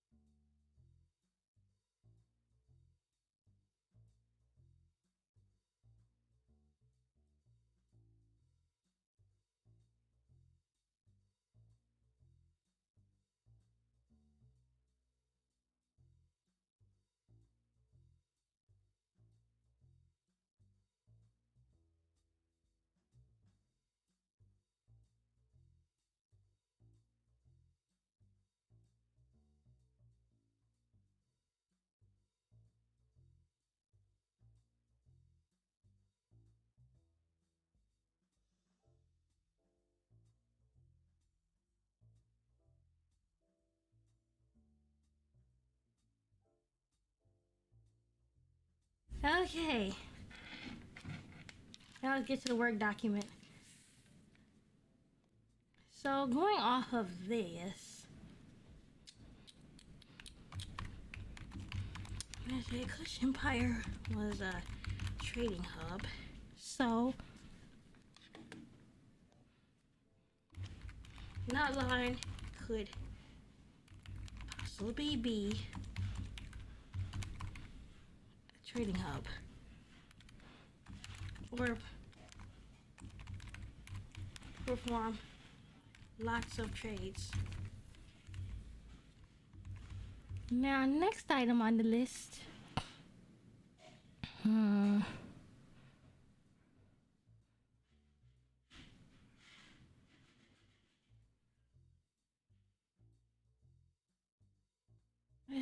What is this?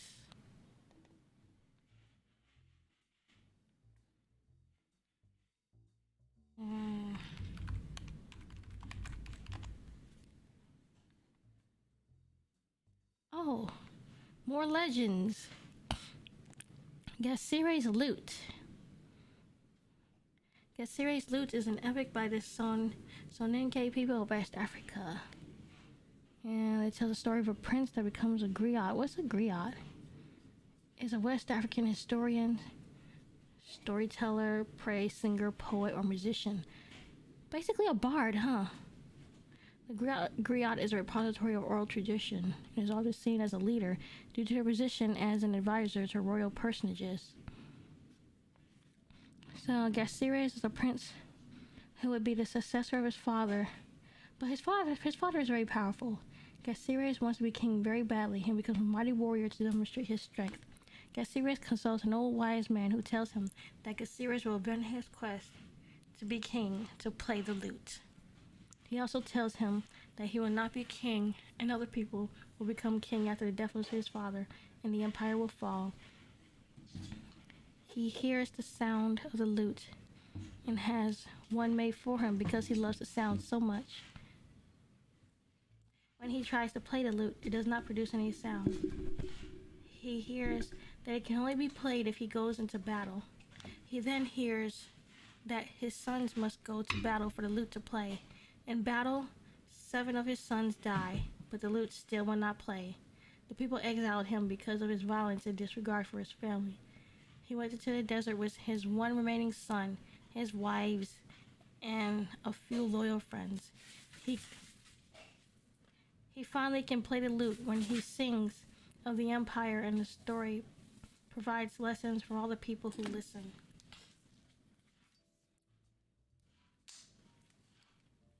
While the story has enchanted readers since it first appeared, it should be approached with caution.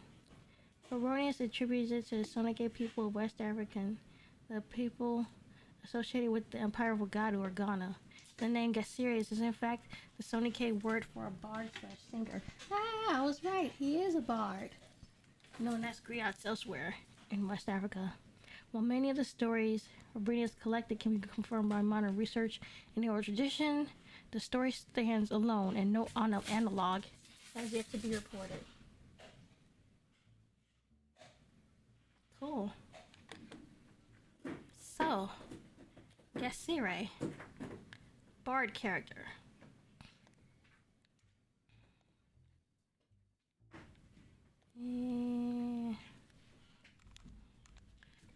Another bullet point.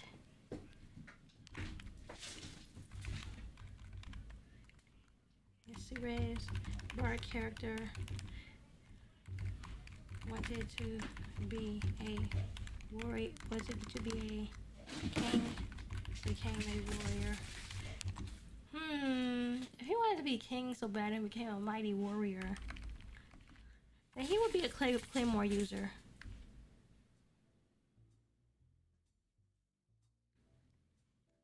Let's take off this bullet point. Claymore user.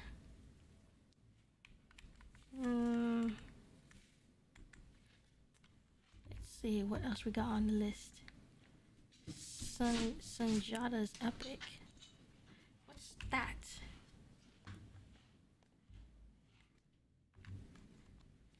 Sunjata's epic is an epic poem of the Malinke people that tells the story of the hero Sunjata Kaeya, the founder of the Mali Empire.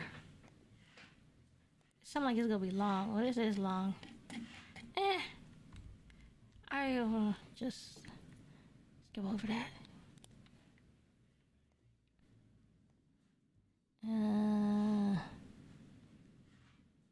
Timbuktu. I think that's self-explanatory. No, actually, no. What is it? I need a refresher. What is Timbuktu?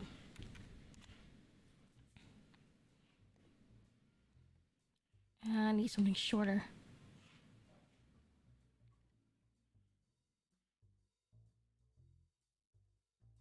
No, not that one. Let's go to Encyclopedia Britannica. The city in the West African country of Mali, historically important as a trading post for trans-Saharan caravan route and as a center of the Islamic culture. Timbuktu was founded in 1110 CE as a seasonal camp by Tuareg nomads. There are several stories concerning the derivation of the city's name.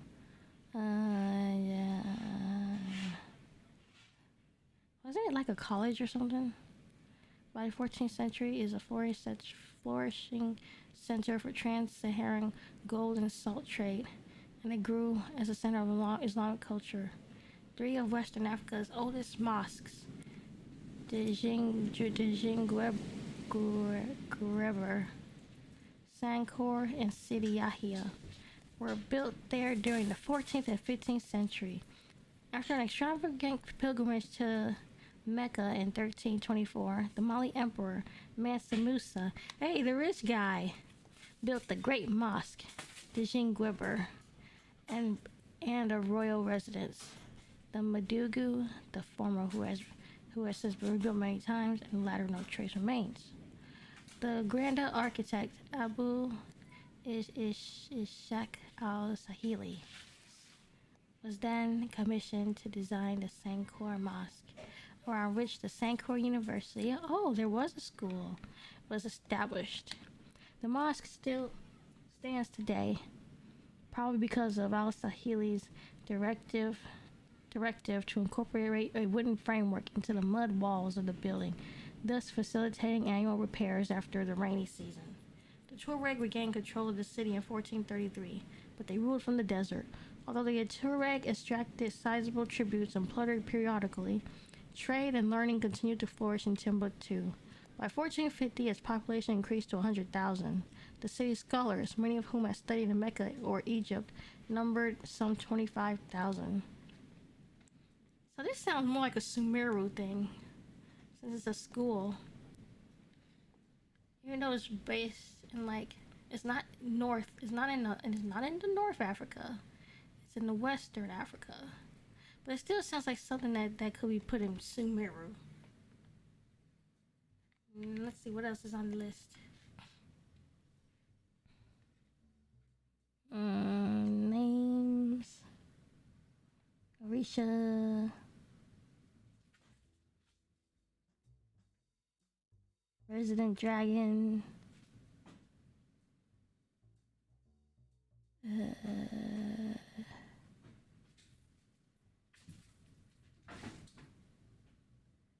Different landscapes.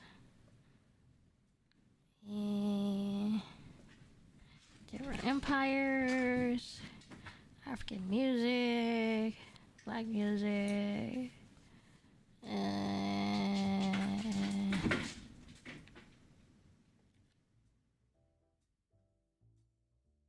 Varied personalities.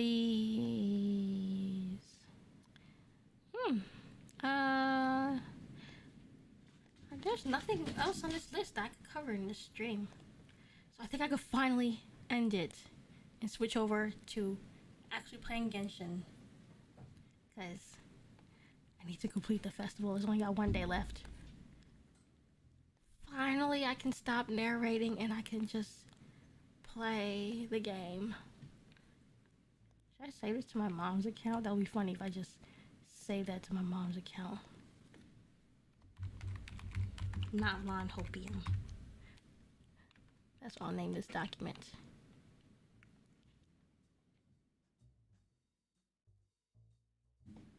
Save. Oh my gosh. This string was just so long-winded. I'll be back in like 5 minutes for a regular Genshin stream. Thank you for being here, and hopefully you learned something.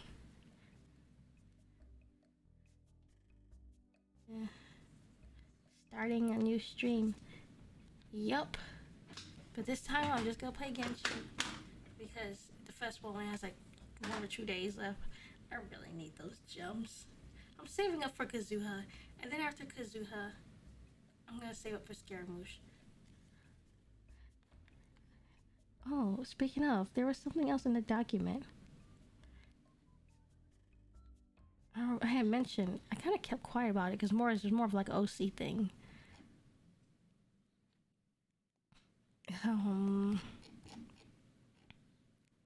Let's see.